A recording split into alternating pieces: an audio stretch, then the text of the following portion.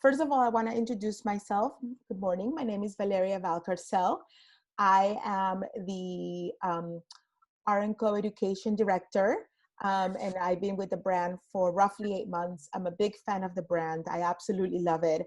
And I'm really excited to be here with Keya Neal and Allison Alhamed. So to tell you guys a little bit about today, first of all, again, thank you for joining. We are so overwhelmed at the positive response we've had from all of you for this course. It will be hosted by Texture versus Race founder Keya Neal. Keya has been in the industry for 26 years as an educator, guest artist, and consultant for several major hair care brands. In 2015, Keya founded Color Culture to educate and empower all nationalities and cultures with unparalleled color curriculum. Her ultimate goal is to share the love of color and texture with everyone and improve the overall landscape of the beauty industry. Through this work, Texture versus Race was created.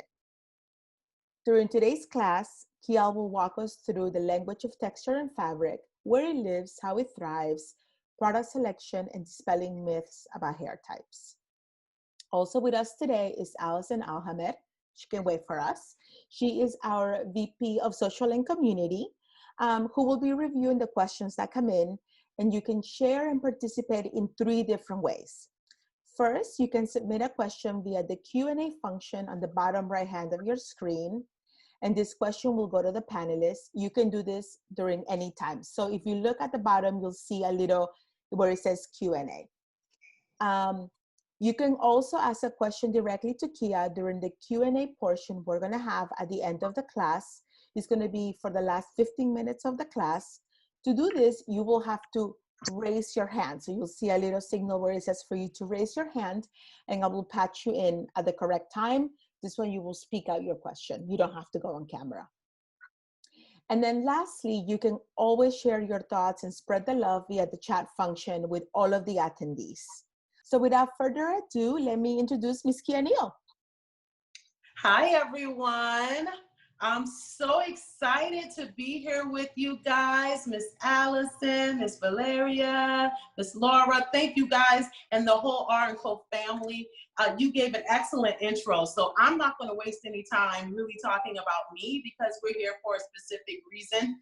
But I will tell you just a bit more about the Texture versus Race movement and the curriculum. You know, we all are here, we're all in the same space right now, and we're all trying to figure it all out. We really are. And I think that one of the things I'm very proud of is that Texture versus Race has really done an amazing job of creating safe spaces for people to be able to learn and to be able to have more exposure to things that they're not readily exposed to. And we all know that the churches and the salons alike are the most segregated institutions left. However, I am so proud of our beauty industry for stepping up in this moment and saying, hey, what can we do to eradicate that? What can we do to create the diversity and inclusion and just celebrate the art of hair from a blind perspective? And for that, I'm really proud to be here with you guys, and I want to get started immediately because I'm so excited about the curriculum. So if Miss Allison she will pull up my PowerPoint real quick. We're going to be talking about the language of texture, you guys. Here's one thing I do know about when you're not exposed to something. Anything you're not exposed to feels hard or difficult, and we create a fear around things that we don't necessarily know about. So I believe that just understanding basic principles, you will begin to be more comfortable and begin to seek out more information even more and walk away today knowing that, hey, I think I can do this and that's not so bad. Now I understand, because what I'm speaking to today is going to be your professionalism, your professional prowess for understanding, your understanding of hair as a fabric and not a race. So that's what the language of color is all about. We can go to the next one.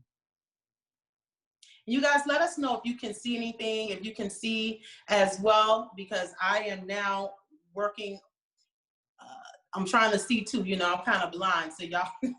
So texture has no race, right? And one of the things I'm always saying is texture is the race. And the reality is that there are more of us that have texture than not, okay? You know, we always think that African Americans have a monopoly on texture some kind of way.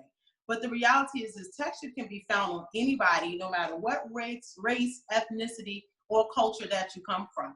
Everybody has some type of texture, whether it's straight, whether it's all the way to kinky, coily, Z pattern, you have some level of texture. It's just up to us to learn how to actually work with every texture that comes in the door, regardless of the race or the face or the person that's sitting in the chair and that it belongs to. Let's go to the next. So let's talk about what we're going to talk about today, all right? Today we're going to talk about texture, we're going to talk about types, we're going to talk about hair typing, we're going to talk about the characterization, y'all please forgive me, I had a blind eye when I typed that, and influence. So there's that mistake. Let's just acknowledge that. I'm not crazy. I know what I'm saying. All right, so let's go to the next because I really want to get started because we got a late start a little, so I want to make sure we get it all in. Now, 70% of all humans have some form of texture, right? And here's the thing, guys. You have a 50% chance of having texture in your hair. It doesn't matter how extreme it is, but you have a 50% chance of having texture. And the thing is that most of us have a fear of anything that we're not exposed to. So therefore, your fear can reveal that limited exposure, thus talking about the segregation in the salon. And so when you have a lack of texture education, it sort of feeds that fear, and it definitely feeds that division in the industry. So kudos to you. Give yourself a pat on the back. I'm clapping for you, for every single one of you that showed up today that said, hey, I want to be a part of the solution and not a part of the problem that we already have in the industry. Let's go to the next one. Now let's talk about texture, right? Texture, as we know it, is the ability to, or the ability to define hair as fine, medium, or coarse. That is what texture really means by definition. But what we've done is we've taken texture and kind of assigned it to everything we're talking about that isn't just straight. So if you think about how you use the word texture, when you see curls, she has textured hair. When you see someone that's Black, then you call it African American or textured hair. Any type of curls, no matter what it is. Even when you think about on straighter texture, when you use products like the salt sprays, right? You're saying it's a texture spray because you're trying to create a grunge, or you're creating a grip, or a grip, you're trying to create a different surface texture so that you can build upon that. It's usually used to create volume on straighter hair. So when we think about texture, we use it so many different ways, but the reality is texture really is just fine, medium, or coarse. We've just adopted texture into a couple of different areas and we call it different things. Next. But really, hair texture has everything to do with hair types. I think that's what we really mean when we talk about texture. And jumping right into that, knowing what are your hair types. You have straight hair type, a swavy hair type, a wavy hair type. Let's just stop right there and look at these pictures. Now, these women are all, and you know, I'm a very upfront person. You guys, let me know if I can be completely honest on this particular platform. I want you guys to write, yeah, put a fist up, you know, say, go girl, you know, whatever you got to say, but let me know we're all on board, because one of the biggest things that we need from everybody is to be all in and be, you know, all hands on deck and say, hey, let's just keep it real so we can get to the other side of this. All right, I see y'all, go all in. Yes, we got it. Jessica, Sasha, I see you. Ania, I got it. Yes, Rachel, let's go. So if you look at all of these Caucasian women, these white women all have curl. Now, if this curl walked into your salon, you wouldn't necessarily have as big of an issue with this particular curl pattern, because you know that you can kind of handle that curl pattern because you can handle that person. You're more familiar with the surface value of it than you are just the curls. Now, if someone came in that looked a little bit different, let's go to the next slide, and we start getting into more of your curlier hair, your kinkier, curly, coily, afro, Z pattern, then we start to see a slight shift in complexion. And there are a lot of people not necessarily represented exactly on these little 8 modules. You got to understand that. Everybody falls into one of these categories. And I have just picked the top 8 to just represent some of these textures and some of these types of curl patterns. But the reality is that any one of these curls, whether from straight, wavy, curly, coily, kinky, afro, can fall on any complexion, any ethnicity. I have clients that are Caucasian that have hair that resembles what would be more characteristic of a Black woman. Whereas I have Black women who have hair that is straighter and wavier in texture and surface that would resemble more a Caucasian woman. And so I would just sort of implore you to remember that you're not necessarily looking for a person of their ethnicity or their race. You want to start dealing with hair as a fabric and as something that you would take care of on an individualized basis. The same way someone comes into, hey Camellia, the same way people come into your salon and they want color. You would never do the exact same thing on a color client because it worked on Samantha, right? You wouldn't take her formula, you wouldn't take her client card and just apply everything you did on her to your next client because you wanted the same results. No, you would have a same target in mind, but what you would do is you would add in and take care of all the other variables into the hair, and you would say, okay, what is it about this person that makes this color different?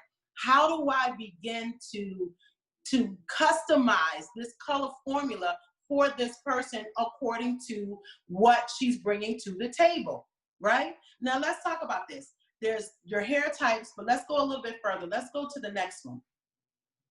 Now let's talk about typing and types of hair, all right? So you have your straight to minimal waves. Now you look at this right here. This is showing you an example of each and every type.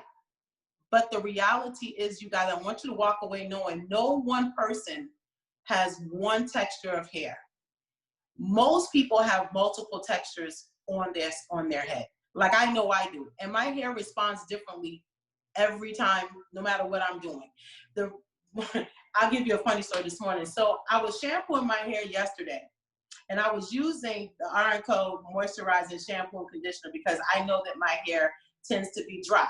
Because as much as straight as it is right now, you guys, when the Atlantis, thank you. When I wet my hair, it gets into a tiny, tiny, tiny afro, and it's very tight. But when I pull it out, it feels like a completely different texture. And I'm just looking at my hair like, is my hair bipolar? Because some days I think my hair is, I give it a classification. I think it's this. Sometimes I think it's coily. Sometimes I think it's very coily. Sometimes I'm like, oh, I see a curl or two living over here. And that's what you have to remember, is that you're going to have multiple textures in your hair, and according to what you're using, you're going to be able to see your hair respond in different ways according to like products and according to what it is that you're trying to see from that hair. Most of us don't really know what our hair will do completely untouched of product or anything on that hair. We really don't really have a clue, and that's another story for another day. But I did want to bring you back to this chart. Just looking at the distinct S patterns and the curly hair. See, when you start talking about very curly and defined shapes, and you start looking at your very coily, this is when you start to diversify your consultation. This is where you start to have that you have to lean in more to just, it's just curly or it's just coily. So let's go to the next thing. Let's go to the next slide real quick. Now, how many of you are familiar, just by show of hands, are familiar with hair, the hair chart? Like the 1A, 2B, 3C, 4A. How many of y'all are familiar with this typing? How many of you understand it? Not fully, some way. Please help. And not so much. Somewhat, not fully. All right. So let's talk about this. okay? Because this is where all of us kind of get off. And it doesn't even matter what color you are, what ethnicity you are. This chart is really for the consumer. It wasn't really meant for the stylist per se. So I'm going to let you off the hook a little bit. This was more about the consumer, right? A little backstory. Andre, oh Lord, I just missed his name, Lord. Walker. Andre Walker was Oprah Winfrey's stylist, and he created product for clients, but he wanted people to be able to identify with something because there was a huge natural hair movement. And I just want to put a pin right here. How many of y'all have noticed that there's been a massive surge over the past, let's say, 6 to 7 years of curly heads walking around? Like, how many of y'all know, like, you're like, I had no idea she had curly hair. Like, I had no idea. Like, when did we start seeing all of this curly hair just all of a sudden? I'm like, did everybody come out of curly hair closet or something? And you know what it taught me, what it showed me was that there's so much curl pattern in the world, but we've all been subjected somehow to this beauty of standard, this European beauty of standard that says that we're supposed to be straight and it's supposed to be blow dried and it has to have this particular look because that's the most presentable, or that's the most attractive version of that hair. When in reality is that most people, because like I said, 70% have curly hair, and now we're starting to embrace that. And especially Black women, they started to embrace their curl patterns so that, yes, decolonize my hair, right? So, you know, when we started the natural hair movement, it was more about being, like she said, decolonizing the idea or just eradicating the idea that we had to have our hair straight in order for it to be considered beautiful. And Andre Walker wanted people to buy product based on the needs of the hair, not just simply buying something hoping that it worked, which never did work because hair has needs. Every hair has a different level of need because of a symptom or a characteristic that it embodies, right? But for the sake of understanding the consumers, I'm going to explain this in a very simple term. So if 1, 2, 3, and 4 stands for straight, 2 is for wavy, 3 is for curly, 4 is for kinky, right? Then A, B, and C could stand for fine, medium, or coarse, okay? That's kind of how it started. And your clients are coming in and they feel like they know more than you, because when they come in and go, okay, so I know I'm like a 2B. What they're saying is, or what they think they're saying is I'm wavy, but I have a medium texture, right? Or if I'm 3C, they're saying I'm curly, but I have a coarser texture. But here's another thing I want to throw in. We also have to remember that some of this A, B, and C also has to do with curl diameter, not just whether it's fine, medium, or coarse, because you can still have, and what I mean by curl diameter is how big of a loop that curl is. So let's just start with the 3.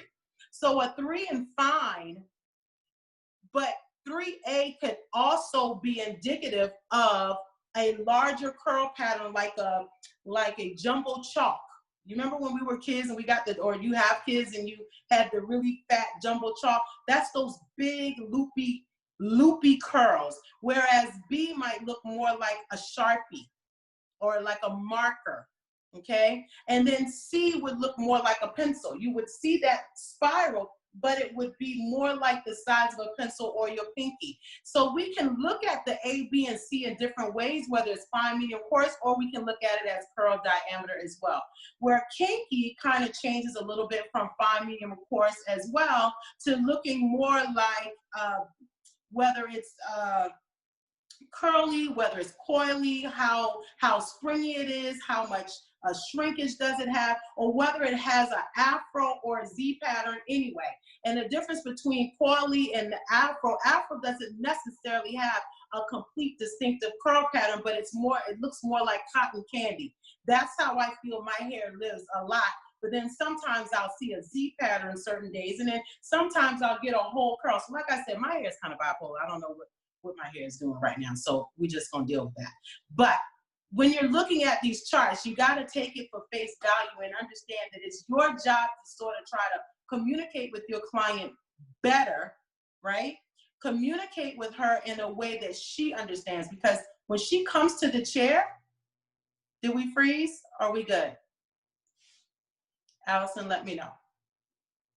Not frozen for me. We're good. Okay, we're good. All right. So when we're thinking about when your client comes in and she's like, I know I'm a 3B or I'm a 3C, and you're like, what does that mean? I get you know, now you know what she means. She means that she's a 3 and she's medium texture or medium in curl diameter, or she's taking on a different texture. She's trying to identify with herself, and it's up to you to kind of lean into that a little bit and not go, that doesn't exist, or that's not the truth. It is her truth, because this is her reality. These are the things that she's being taught how to buy product and how to identify with herself. And it's up to you to lean into that, but then you move in as the authority on the subject matter like this. Let's go to the next slide. Hey, Keya, it's Allison. Before you move on, we had a question about the word kinky. So Kristen's saying she's been advised not to refer to hair as kinky. Is there a different term I should use? Is kinky okay? Should she use Z pattern instead?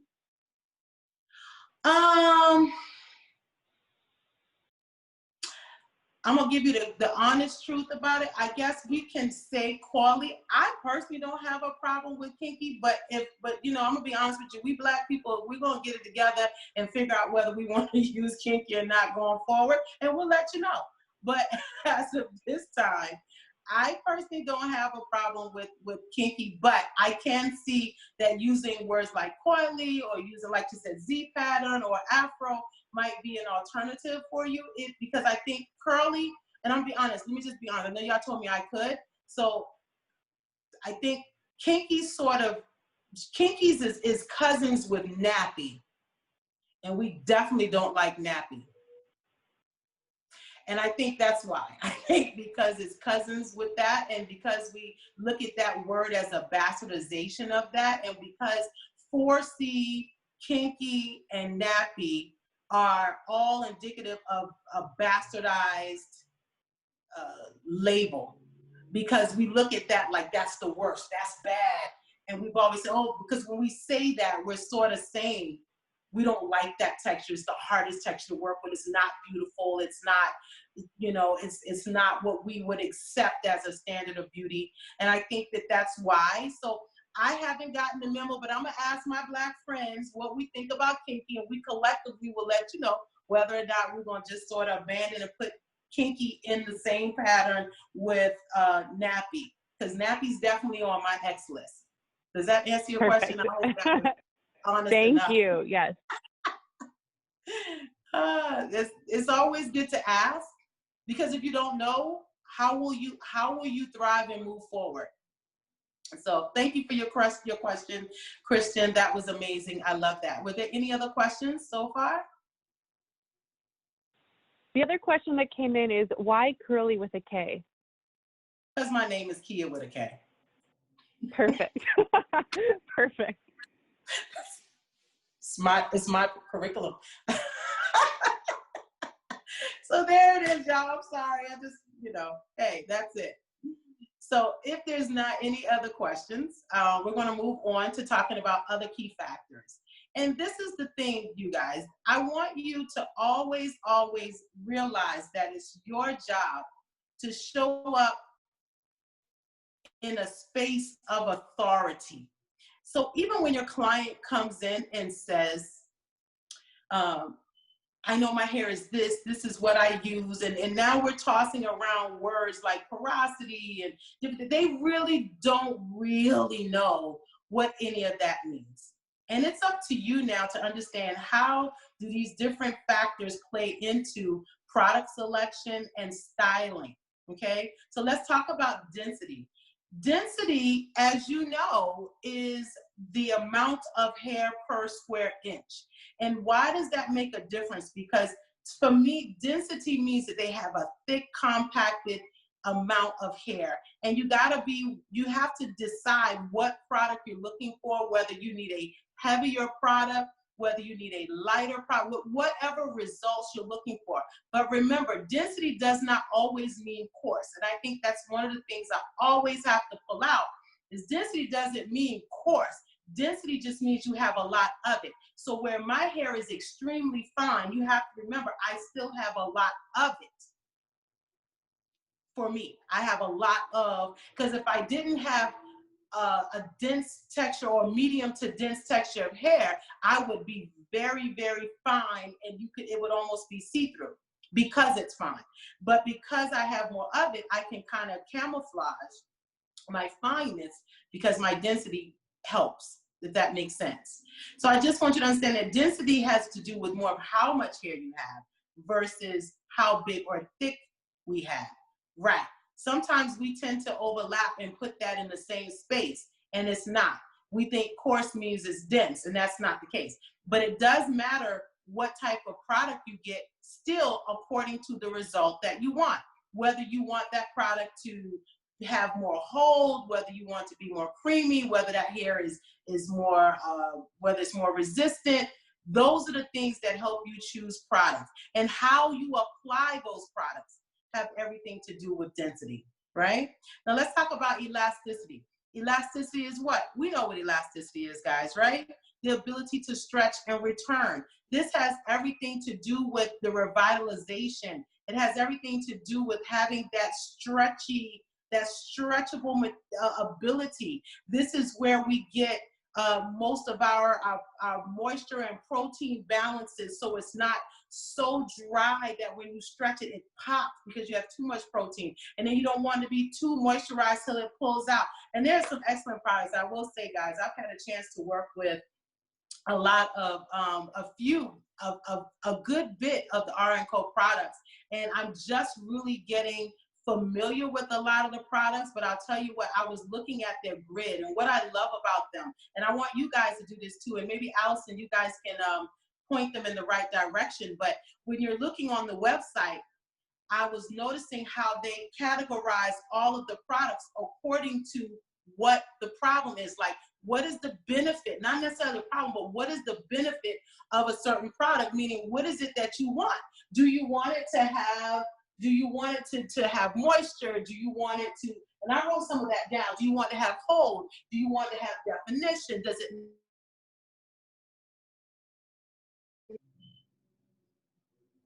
Somebody didn't get the note that I was doing a live. So, you know, what is it that you want? What is it that you want from this product? And elasticity is a huge thing. When you see definitions like revitalization, things like hydration and moisture, those are, and Allison, feel free to drop those products names exactly to what speaks to that. What's going to give you that elasticity? Like there was a great product called High Dot when we started talking about moisture, because I wanted to know what was going to put moisture in the hair, but I wasn't necessarily looking for definition. Prime example there. Prime example. So for some of the curlier hair, I would use that as a moisturizing cream, right, to deposit my moisture, but I'm not necessarily looking for a whole lot of hold. I may lean into my gels if I want more of my hold. Do you get what I'm saying? You just got to know what you're looking for and what the result is that you're trying to get. So when we talk about curl springing, we're talking about shrinkage. Shrinkage is real, y'all. If you don't understand, look at some of the videos of how you see a young lady with a curly hair that might look like a beautiful afro, and then when she blows it out, it's like way past her rostrum. You're like, that could not be the same head. Yes, because that is exactly what we're looking at. The shrinkage factor, like how much does the shrinkage qualify? Are you looking to stretch that hair? So Allison, tell me, what's going to be the product that's going to give me more of that stretch? You guys are very familiar with R+Co. I love it. I love how you're dropping it in and letting me know what your favorites are. But tell me what your favorites are according to what we're trying to accomplish. So if she's got a lot of shrinkage, then what products are you actually using to pull and rake and give yourself more stretchability, right? Yeah, so you got Bel Air, I don't know. So, all right, Bel Air shampoo and conditioner. I love that. Yes. I read up on that. That's the smoothing. That's smoothing out. That's talking about hair that may be more frizzy. Like when we talk about in our next slide, the moisture levels, mood swing. All right. The moisture levels. What's going to give you the moisture that you need? Are you looking for something that's leave-in with moisture? Are you looking for something that's creamy? Does your hair being fine, medium, or coarse, or how it actually lives, right? What product do you want to enhance that?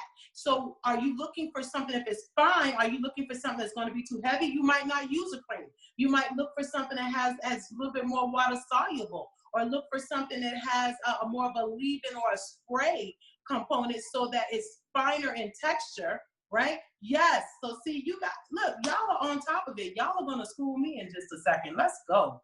I love it. I wish I could see. Yes, motorcycle to activate. You know, I can't see the whole comment, but I hope you guys can see it. Right. Neon two-way mirror. Like, yes, I got that. I use that. It's amazing. I love that. And motorcycle is at the salon today, and I'm really upset that I didn't have it, but I'm glad it's there because I asked them to send me that because I was reading up on the products. I like to read up on the products. Yes, it's another one that I like. Let me tell you, sun catcher. Great product. That's going to help to protect that hair, protect those curls, protect that texture. Color, no matter what it is. This product is just amazing just because of the attributes of it. Just read up on your products, guys. You don't have, I'm not here to do a product knowledge class more than I am a texture class. But in doing texture and in doing any texture of hair, that's straight, wavy, curly, coily, or afro, you must know what the products are going to do and how they're going to, what result they're going to give you. So be specific about the shampoos that you're using behind the chair. Don't just pick something up. Like, understand which one is giving you volume that may have more protein in it. Which one is going to give you moisturizer? Which one is going to give you more smoothing? What does that look like? Which one is going to give you, more control, more curl control? You know, with the cassette. Amazing. I saw somebody use that curl with a K. Shout out to you. Right? Let's go to the next slide, guys. Frizz control. Anything that tells you that it's going to control frizz is still going to have different components of hold versus definition. It's going to have like how they're going to tell you all the ingredients and how it is that it works on that hair. Frizzy hair is just dry hair looking for moisture. So here's the thing. I'm looking for a product that's going to be able to give me moisture, contribute to what the hair needs, but lock it in so that it stays there. So tell me, there was a product I read up on, and you know what, I'm not going to try to call it, but it's one that actually spoke to that said, okay, we're going to put in the moisture and we're going to close it down with protein so that it stays in the hair. And that's how you control frizz. These are the things you want to lean into, right? Protein levels. Sometimes hair itself can have lack of protein, and it can be very limp and very like mushy because the curls don't really define. They're just limp, and you know, you can't get them to curl. So then you want, okay, is it turntable? Thank you. Yes, right here. Absolutely. Thank you for that. Right? All right. If you have any mercy, great. We're gonna keep moving, and yeah, we got it. So protein levels. You want to make sure that you are putting something in the hair that's going to speak to the revitalization of that hair. You want to give that hair more of a skeletal system. It's like a worm with no backbone. So your job is to toughen up sort of the cuticle layer so that those curls can live, and so they can be more, they can have more strength to the curl itself, right? That is what you want. When you think about protein levels, you want to work with something that has porosity control. You want to work with things that tell you we're going to empower that curl and give it some hold. All right? Let's look at our surface finishing. Now, when I talked to you guys earlier about texture and about texture sprays, what you were really talking about is how to create some type of grit, some type of hold, of volume. But really, let me talk to you a little bit about the surface finish. And the surface finish has everything to do with how the cuticles lay down on the hair, and everyone is different.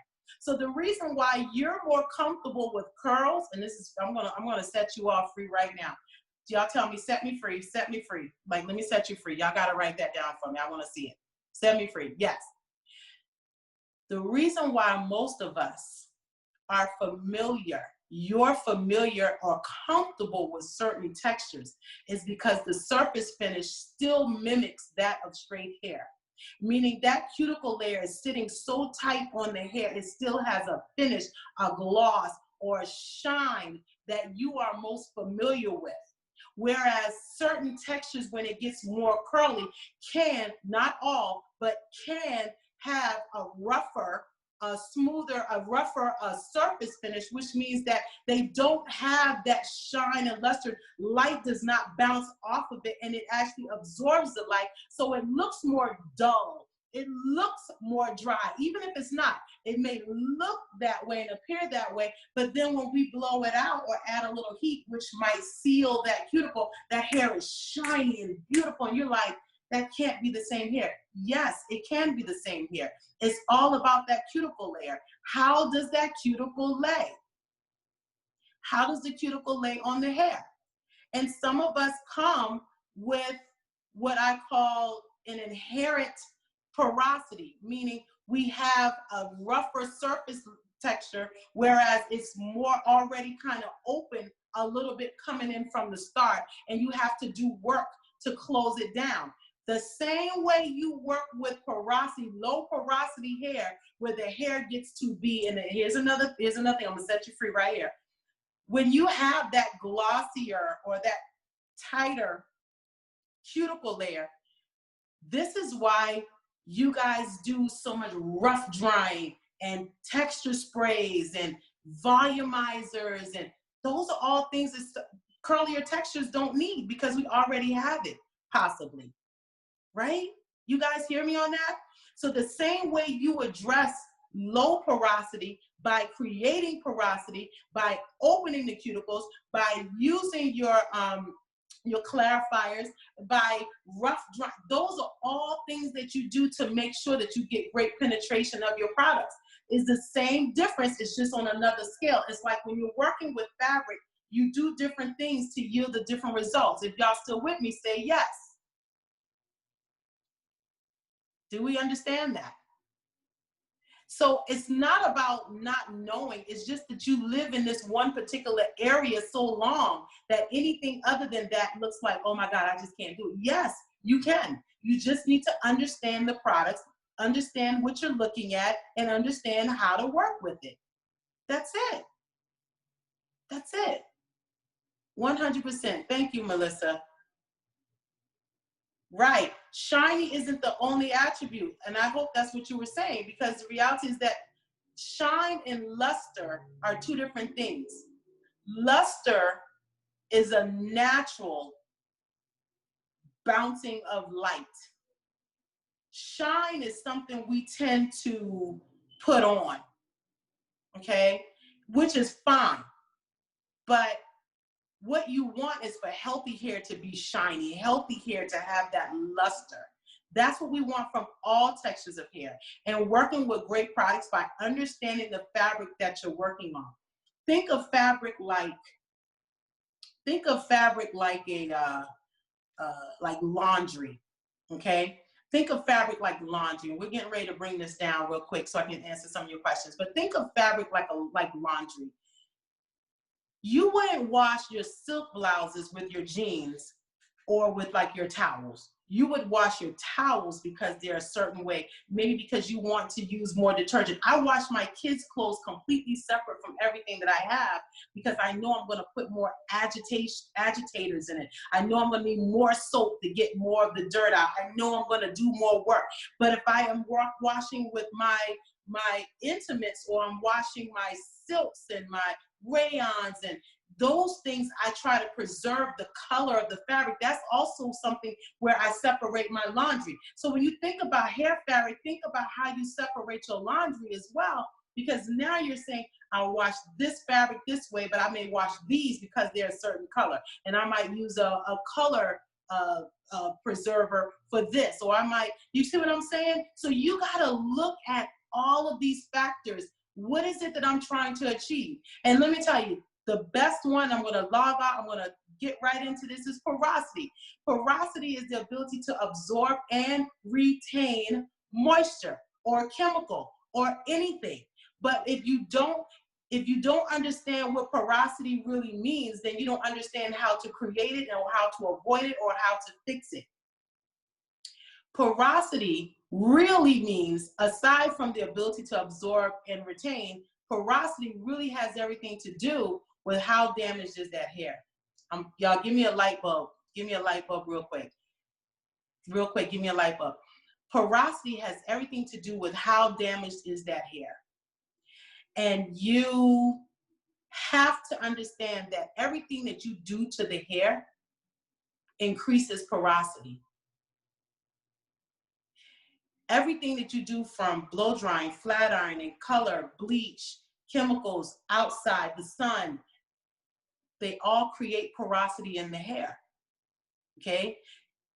Your job is to figure out, what is her porosity levels and how do I treat that?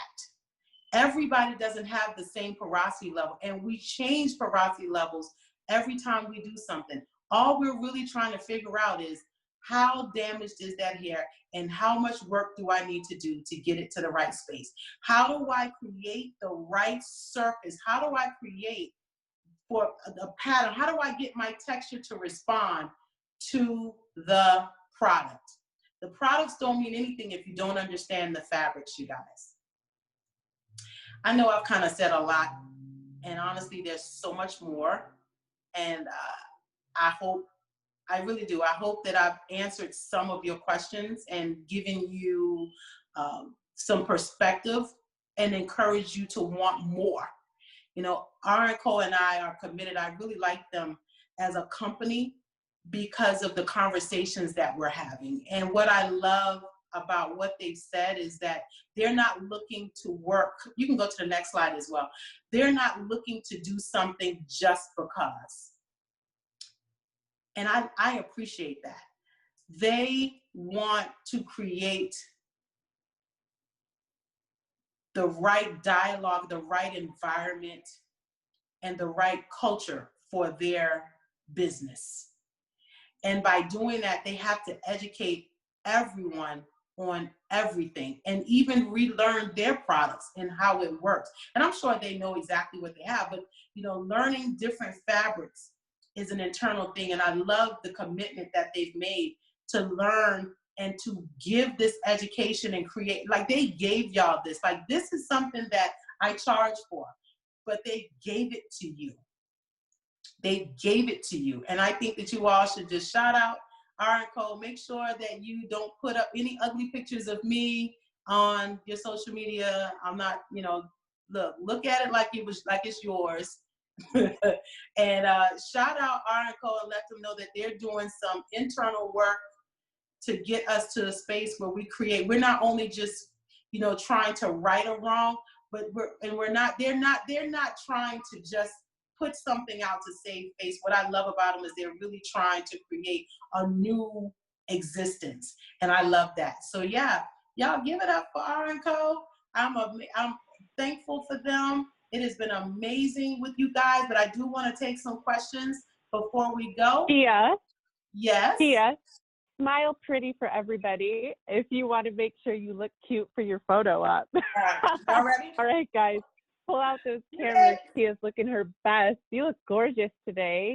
Thank you. And we've got a little side chat going on, I think. This is just a really exciting time, and we're just so excited to be connected with you. And, you know, I first met you in person in January, and you really, you take one connection and then you follow up. It's never just about a one-time in passing moment.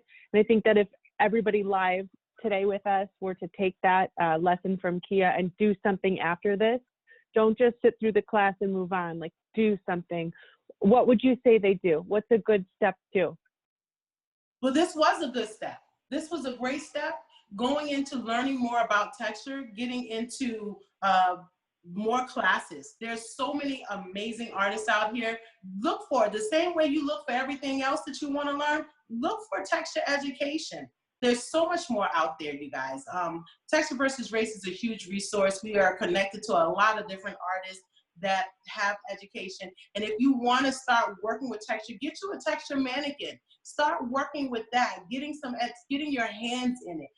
Everybody knows somebody Black, whether y'all, whatever the relationship is. Everybody knows somebody's either Black or mixed or just simply has texture in their hair. Don't be afraid to say, I don't know.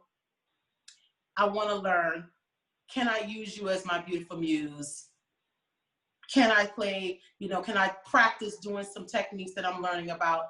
It's really, that's what you do. You get your good girlfriend, tell you want to practice a new balayage technique. You go get you some college students or, somebody's kid or, and just bring them into the salon and say, hey, I want to practice. I don't know. You probably know more about your hair than I do, but can you help me? And I think that that's a very open and honest approach. And I think that that's what's going to work. But do the work. Do the internal work. Don't just jump out and say, I just want to do Black hair. Like, learn the culture of Black people and the Black culture. Learn that and embrace that. Because that's the only reason why we're divided, is because there's a lack of knowledge about each other in our cultures. I think it's important to learn different cultures and be more inclusive, but dealing with the culture in your salon is key. Awesome. All right. So we've got so many great questions coming in. The first one we're going to take is from Anya. So Anya, we're going to actually go live to you now. Hi, can you hear me? Hi. Yeah. Hey, Keya, thanks so much for your time today. I wanted to ask, how do you approach booking new appointments and addressing a client's texture? Do you send them like a new client questionnaire with like a photo request?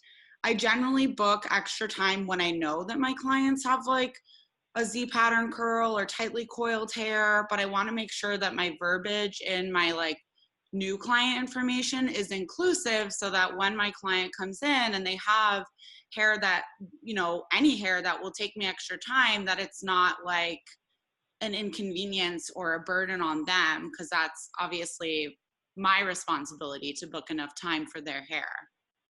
So that's a great question. What I would suggest is either, because for me, I try to get as much information up front from the client. And I'm gonna tell you exactly what I ask everybody on Instagram or whoever hits me up and says, hey, can I come in? Can you take an appointment? I tell them, one, tell me all of the history of your hair for the past 5 years if the hair is below the jawline. I want chemical history. I want any type of color history. It's the same thing that you would do if you were bringing in a new color client. You wouldn't just jump in with a color client without knowing anything. You would either want to know some information above, or you would book an appointment outside of the appointment, which would be great, is giving them a good 15, 20-minute block, even if you have to charge for it or whatever, but book a consultation beforehand. But I try to onboard as much information. I ask them for their chemical history. I ask them for pictures from the front, both sides, and the back, and I ask them for pictures of what they are aspiring to be, because just like your color clients, people don't see that's not them. They think they can look like Jennifer Aniston, or they can have this hair and they don't look nothing like them. And you like, girl, why? You don't even look like that. But this is important because you want to see how they see them and how they want to see themselves. And this gives you an idea of what they're expecting from you. So now you have a chance to manage their expectations, or at least manage yours as far as timing and what you can actually achieve. But I would bring them in beforehand. Like, I do a lot of consultations in between while I'm doing processing and stuff like that. I bring that client in for a consultation, and then we book an appointment. Perfect. Meg is asking, do you have a favorite textured hair mannequin that you like to use?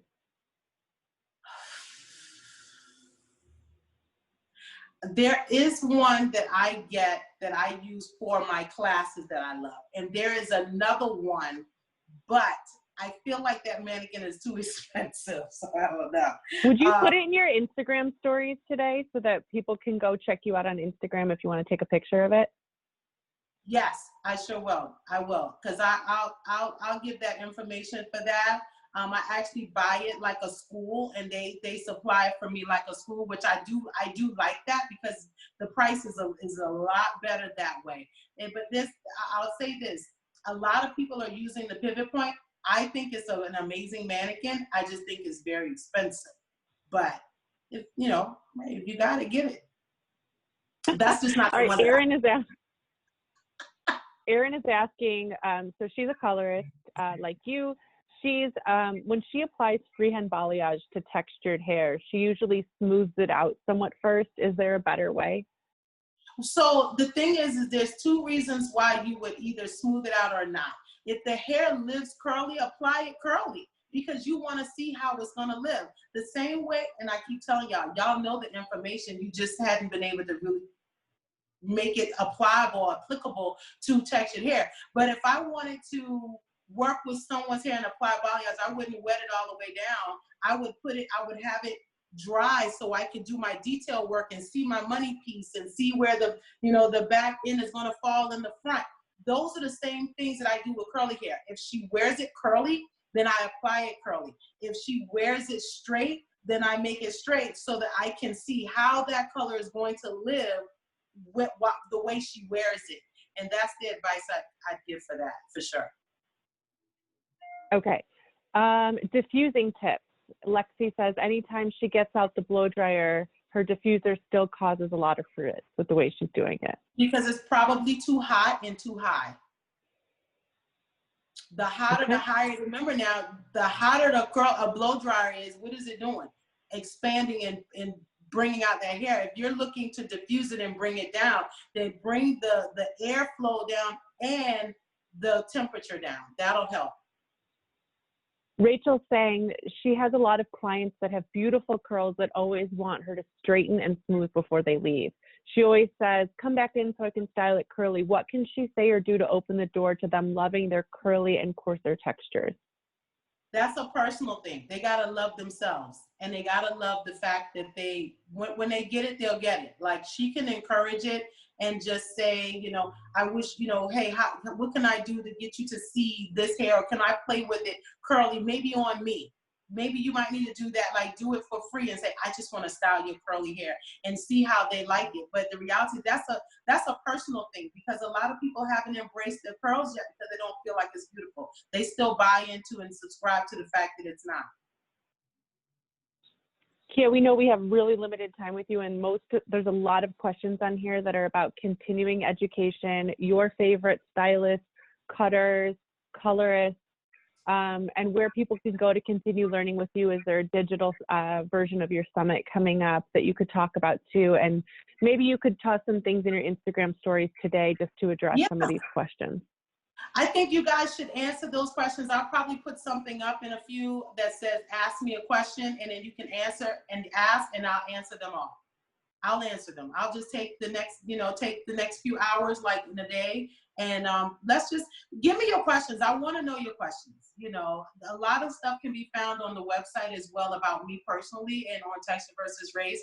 But my favorite people are the ones that are around me. You'll see them on my pages because I promote all of those people. So the people that come to the Texture versus Races summits, the people that are doing a whole lot of work for the movement, and they're a part of the movement. Like I absolutely adore Nubia Rezo. Like, the Rezo cut is everything to me. I absolutely love Lisa Carrello with color. She is amazing to me. Amazing. Actually, I just want to shout this out. Adam Federico is kind of like my guy crush, and I tell him that he blushes every time, but I've known him for years, and he is my favorite cutter as far as like straight hair cutting, and I just love Adam. Shout out.